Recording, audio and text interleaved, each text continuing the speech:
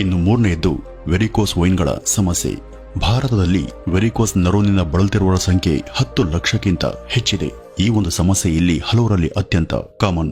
ಈ ಒಂದು ಸಮಸ್ಯೆಗೆ ಇದುವರೆಗೂ ಖಚಿತ ಕಾರಣ ತಿಳಿದು ಬಂದಿಲ್ಲವಾದರೂ ದುರ್ಬಲಗೊಂಡಂತ ಹಾಗೂ ಹಾನಿಗೆ ಒಳಗಾದಂತ ವೈನ್ ವಾಲ್ ಹಾಗೂ ನರಗಳಿಂದ ಈ ಒಂದು ಸಮಸ್ಯೆ ಕಾಣಿಸುತ್ತೆ. ಇದು ದೇಹದ ಯಾವುದೇ ಭಾಗದಲ್ಲಾದರೂ ಆಗಬಹುದು, ಆದರೆ ಕಾಲುಗಳಲ್ಲಿ ಇದು ಕಾಣಿಸೋದು ಅತ್ಯಂತ ಕಾಮನ್. ಕಾಲಿನ ನರಗಳು ಉಬ್ಬಿದಂತೆ ಸುರುಳಿಯಂತೆ ಸುತ್ತುತ್ತಿರುವಂತೆ ಕಾಣೋದು ಇದರ ಮುಖ್ಯ ಲಕ್ಷಣ.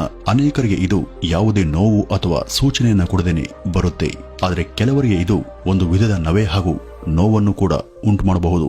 ಇದರ ಟ್ರೀಟ್ಮೆಂಟ್ಗೆ ಹಲವು ತರಹದ ಔಷಧಿಗಳು ಮಾರುಕಟ್ಟೆಯಲ್ಲಿ ಇರಬಹುದು, ಆದರೆ ಅವ್ಯಾವು ಕೂಡ ಈ ಒಂದು ಸಮಸ್ಯೆಗೆ ಸೂಕ್ತ ಪರಿಹಾರಗಳು ಅಲ್ಲವೇ ಅಲ್ಲ.